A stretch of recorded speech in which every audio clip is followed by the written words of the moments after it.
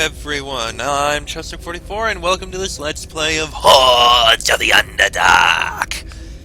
Last episode, we managed to fend off the Valsharess's army and stop their assault.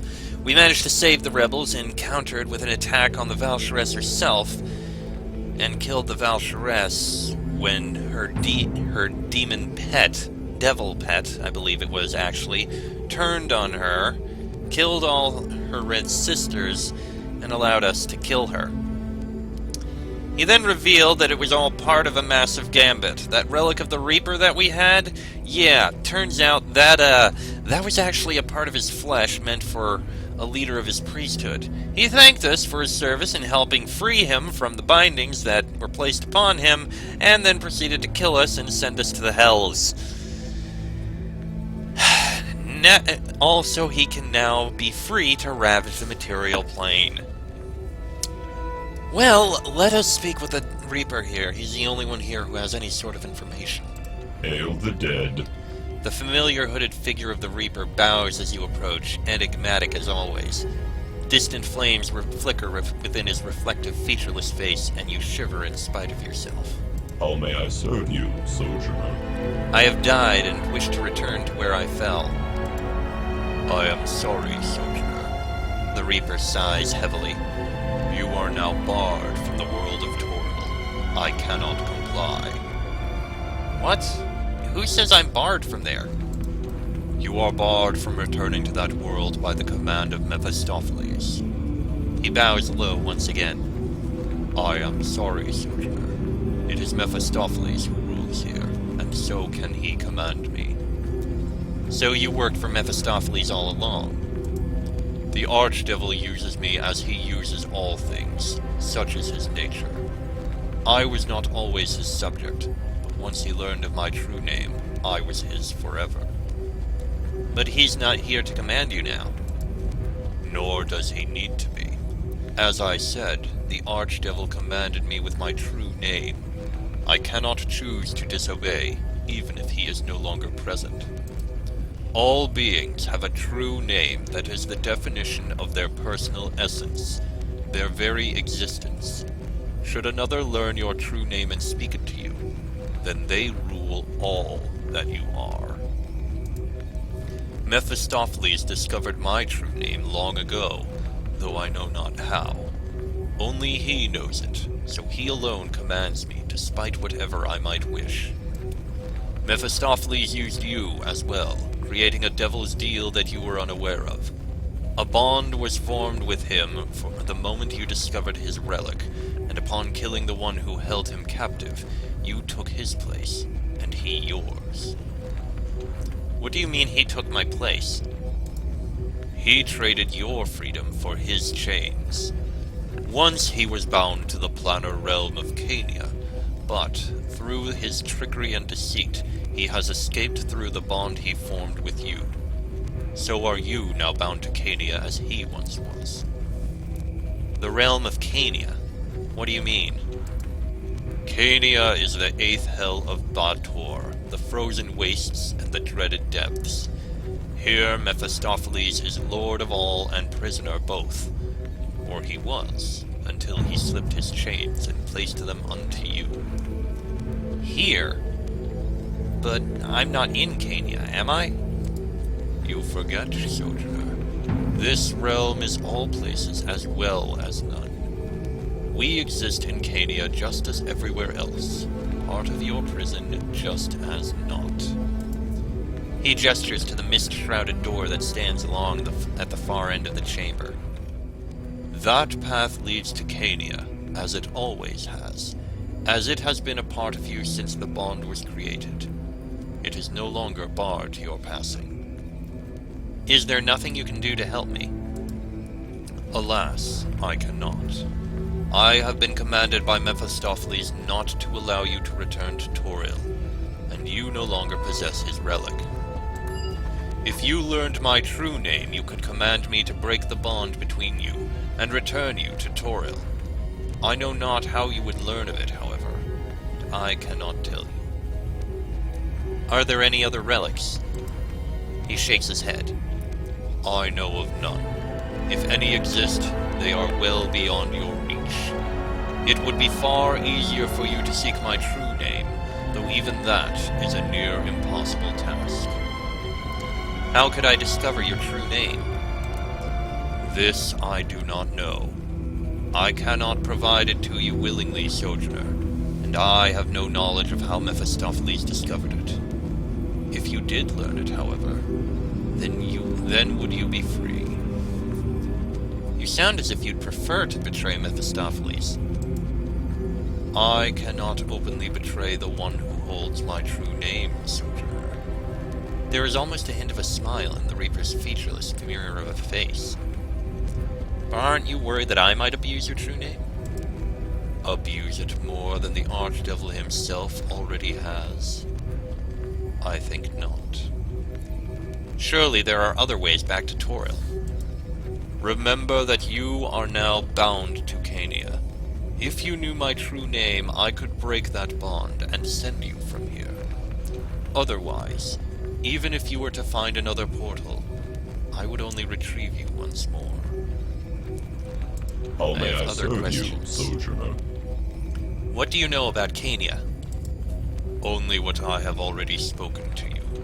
Cania is the 8th hell of Baator, a frigid land where Mephistopheles once ruled. It is a plane of torment and evil. Be wary should you step onto its icy shores. There was a time when I roamed free, and I knew much of the Cania that was. I know little of the frozen waste that exists now, however, and I have no power there. I cannot help you. So tell me again what I could do to return home. Okay. How may I serve you, Sojourner? What of my companions? Where are they? The Reaper pauses for a moment, gazing out into the distance as if searching before finally responding. They are dead, Sojourner. That is, however, merely a transitory state, as you are well aware. The spirits of the dead can end up in many places, as their will dictates. The outer planes are infinite in their variety, and who can say where a soul will go? That said, this realm touches all places, and so can these dead companions be found. But they will agree to come or not, each according to their desire. I cannot compel them to come here in the same way I have you. Who shall I summon? Summon forth Deacon. Consent is given. His spirit travels the gates now, hurtling towards us, and flesh is now forming. Your companion returns to you. Deacon suddenly appears. Strangely, he does not seem surprised nor disturbed by his situation. There you is, boss. Deacon keeps telling angels that he got lots to do, that he not stayings up there, but they not believes him. Deacon be right all along, just like Deacon says. Stupid angels. He looks around a bit, taking in the chamber. Is we in hell, boss? Place needs good cleaning, maybe. Yes, little one. Liam Johnson has requested your presence here in the Hells. Now, Sojourner, is there anyone else you wish me to summon? Summon forth Nathira. Consent is given. Her spirit travels the gates now, hurtling towards us, and flesh is now forming. Your companion returns to you. Nathira suddenly appears, looking startled. She draws one of her daggers almost without thinking. What? Where am I? Liam. So I'm alive once more. Slowly she nods, comprehension coming to her. Thank you for bringing me back then, my friend. To have died at Mephistopheles' hand along with so many others was unsettling, to say the least. And what is this place? Are we in the plains? Yes, Dark One. Liam Johnson has requested your presence here in the Hells. Now, Sojourner, is there anyone else you wish me to summon? Summon forth Valen. Consent is given. His spirit travels the gates now, hurtling towards us, and flesh is now forming. Your companion returns to you. Valen suddenly appears, as whole as the last time you saw him. He looks around, mildly bewildered. So I am summoned from beyond the veil once again. To stand at your side, Liam? I'm glad to be here with you, then. When Mephistopheles killed me, along with so many of the rebels, I thought my time was done. He turns and regards the gatekeeper. And you, strange one. It was you I felt calling me, yes? You're the one who brought me to this place? Yes, fiendish one. Liam Johnson has requested your presence here in the Hells.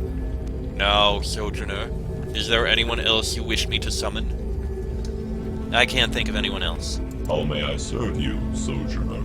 That is all. I must go. I wish you well, Sojourner. Would that I could do more to aid you on your path. Well, let us speak with our companions then. Deacon first. Did you say angels? Were you in heaven? Let's see.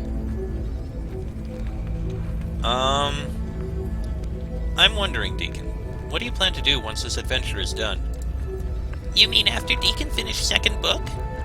Yes, after that. And after Deacon get much better price for his second book? You think you will?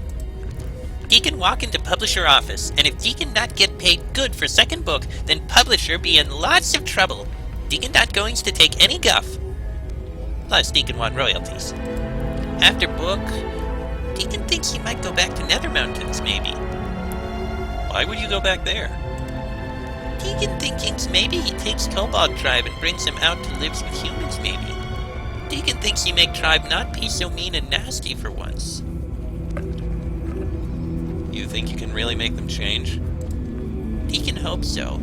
Anyone can change, Deacon thinking. Maybe at first they be not mean because Deacon tells them. Maybe later they learn to not be mean because they wants to. Deacon may be his first kobold that gets to come to civilized land. Somehow, Deacon not thinks he be only kobold that ever wants to. He certainly not want to be last kobold that try. Deacon thinks it be hard, maybe. There be lots of kobold who fights Deacon, maybe. But Deacon going to try. Deacon gots to try.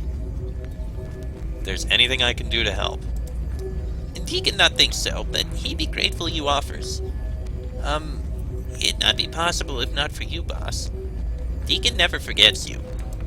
But adventure not be over yet, boss. On with the adventure! Deacon? Deacon, I love you. And you can tell just from the way he's speaking now just how much he's freaking grown as a person. Just remember how he was back in Shadows of Undrentide. He was the comic relief, and he was unsure of himself, he was joking, not seeing what he was doing, but now he's really seen from his experiences. He's experienced being around other people, being in cities, and I don't know, it's just, you can tell he's grown. I'm not that great at saying these kinds of in-depth analytical things as much as I wish I could be sometimes, but you can really see with Deacon. He started off as just a random little kobold who was part of his group, who sung songs in order to please a dragon, and now he's become a bard who's published a book. He's got wings coming out of his back, even though you can't see him now probably because gameplay mechanics. He's wearing a cloak or something, but he's got these dreams of actually going back to his clan, to his people, and making them good like him, making them actually a part of civilization and society.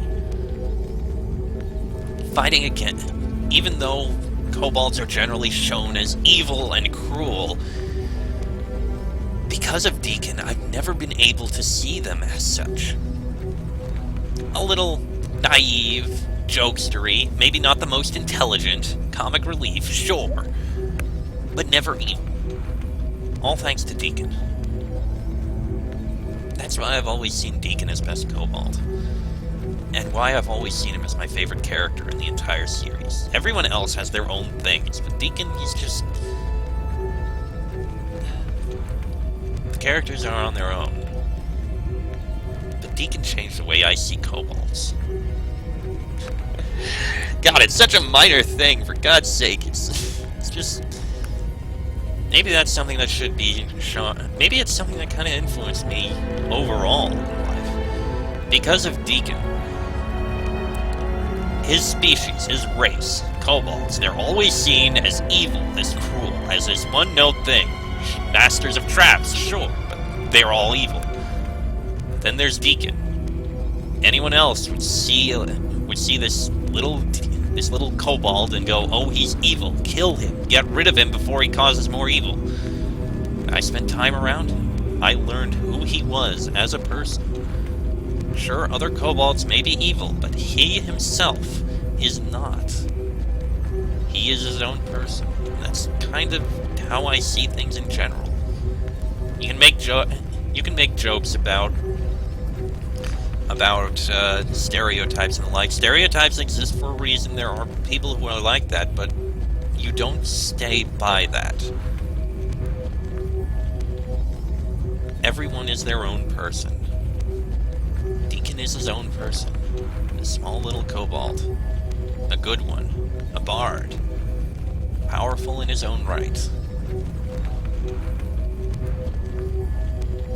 He's influenced me. I didn't realize just how much until now. So, thank you, Deacon. Alright. Nathira! Yes, is there something you need? I suppose we can spare a few... Nothing to speak with there. Do you have need of me? Nathira, yes, stay here for a moment. I suppose we can... I cannot have you stay here for a moment. Deacon? I can't have either of you stay here for a moment, so I guess Valen's just going to be standing there. Alright. Well, this door here... Oh, you know what? Before I do... Once again, you have summoned me, mortal. What is it you need? Yes, Vulcarian. If I may ask... Halaster was always asking me the strangest questions, though he was quite mad. Please, I have something to say. I suppose your own inquiries will be much please. less... insane. Thank you. Do you know anything about the Hells, before I go out there? Oh, not much, I'm afraid. I do my best to stay out of the plains of Hell. I can usually find the stuff I need in far less hostile realms. Alright, let me see your inventory. And now we can sell things for much more money. I should have held on to all that loot because I'm going to need all the money. Alright, do we have anything special here? Twin Fists of Fire, Epic Gloves of Spellcraft... Lathar's Last Light. Lathar was a wizard of little renown who thought himself worthy to test a powerful archmage in a magical duel. Oh wait, we did read that once. Yeah. Didn't realize. Cult Knight Helmet. Goggles. Okay. Chaos Shield. Legend holds that this powerful item was created by the god Cyric during the time of troubles, giving him one more powerful weapon to use against his foes in battle. For, unlike most shields, the Shield of Chaos truly is a weapon. Whenever its wearer is hit during combat, the shield can retaliate with any number of powerful and disabling effects, ranging from blindness to paralysis to blasts of fire and lightning that will engulf the unfortunate opponent. On hit, Chaos Shield. 2% chance to strike on attacker, level 5. Interesting? But frankly, I'm going to stick with the Mirror Shield. Not going to get that. Large Shield plus 4, Chainmail, Robes of the Shining Hand. Okay. What is that? No, just studded leather armor. Spell Chain. Have we... I think we've probably seen that. Dragon armor. Fletcher's Friend. There is no doubt this delicate suit of armor is made by the skilled hands of the elves. It is specially designed to add modest protection to the warriors that have fused the arcane ways of magic with the deadly work of the bowman. Each piece is fashioned to afford protection without sacrificing any movement required for the art of the bow. Arcane Archer. Yeah, not us. Armor of Faith. Created in a forge blessed by unknown gods to match the resolve shown by the wearer, this armor almost glows with its own light. Worn by zealots and kings, it is a symbol of the righteous and the bold. Only usable by paladins and champions of Torm. Pretty impressive armor, truth be told. Isaac's Sequencer Robe. I think we did see that once. Last words. This is the uniform of the Assassin Elite. Only one very sure of his abilities would even dare to wear such a costume in public. Most will not recognize this mark of a trained and professional killer, but those who do will heed its message. I think we saw lesser golem armor. Yes. The Gilded Defender. The Ring of...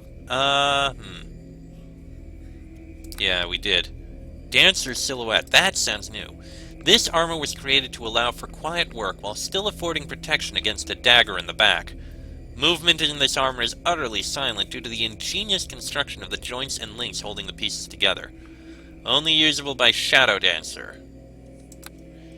Nathira, what are you again? Assassin, not Shadow Dancer. Impressive move silent thing. Mantle of Epic Spell Resistance, Cloak of Protection Resistance, Cloak of the Bat. Okay. Weapons. Namara Never Sleep. Feckle Raspud was considered one of the most unusual gnomes of his generation. A swashbuckler with a flair for attracting attention, Feckle drove the young gnomish ladies wild with his lopsided grin and impudent behavior. Many a young glory-hunting gnome challenged Feckle to a duel, but the magic of his rapier quickly dispatched his naysayers into gentle slumber. A consummate prankster, Feckle humbled his opponents with practical jokes that were simply unbeatable. +8 enhancement bonus, but a chance to sleep. With a DC 16. Well, that's never gonna happen. Battle Legion Bow.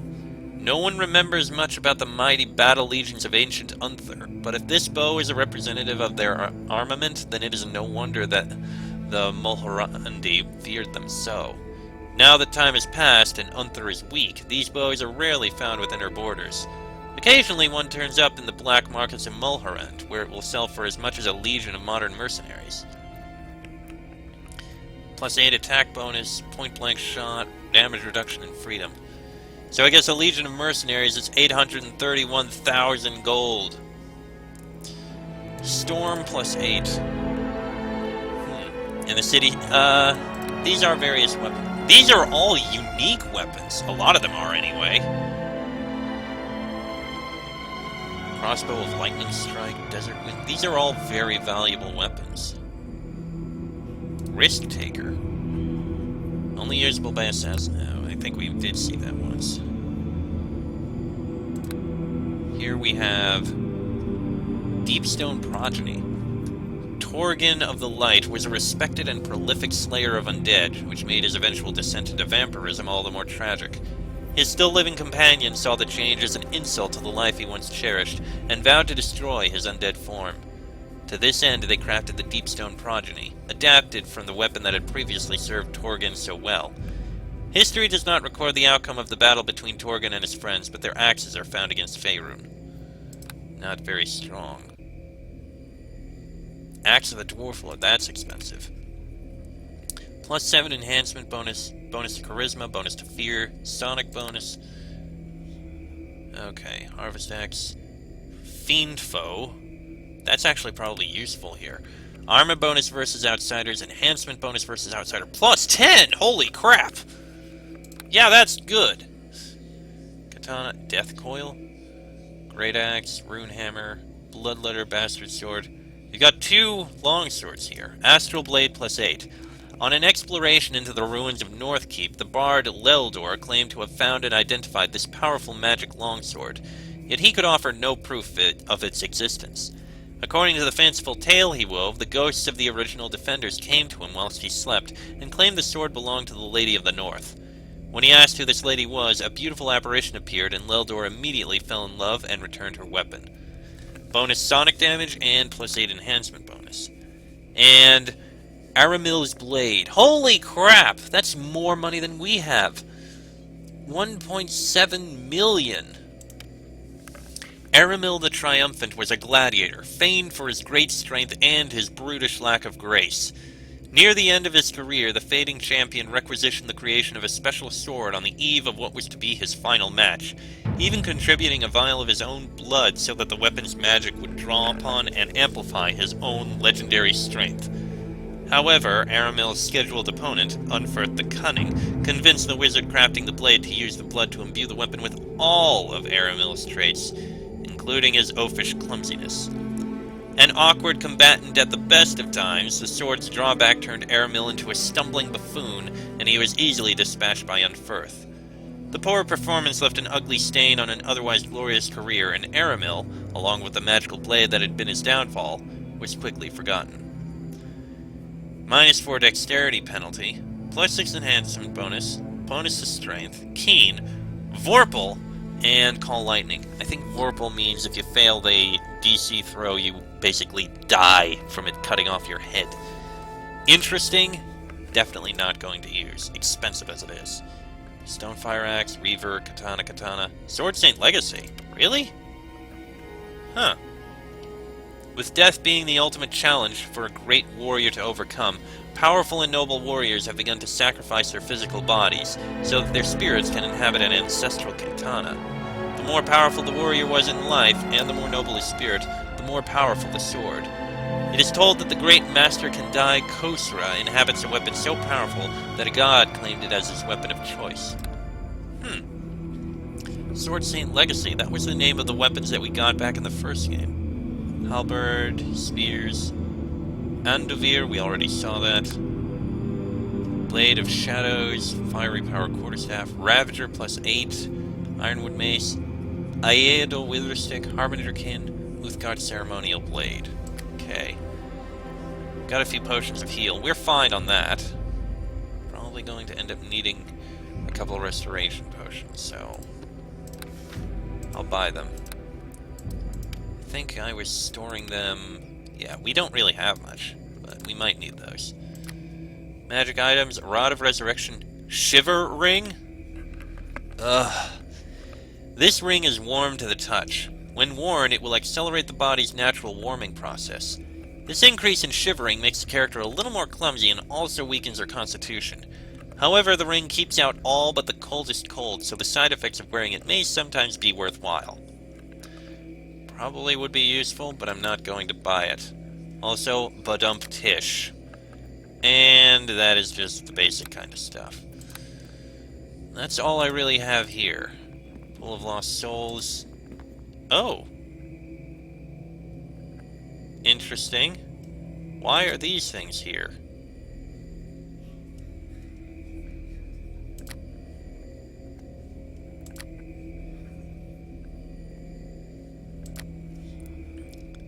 Golem Machine Activator? That's here, of all things? I don't know why. Boots of Reflexes, Boots of Elvenkind. Why is it so cheap? I'm not going to buy these right now. But really, we don't need them. They're... Wait a minute! These things were being worn by some of our companions in the first game.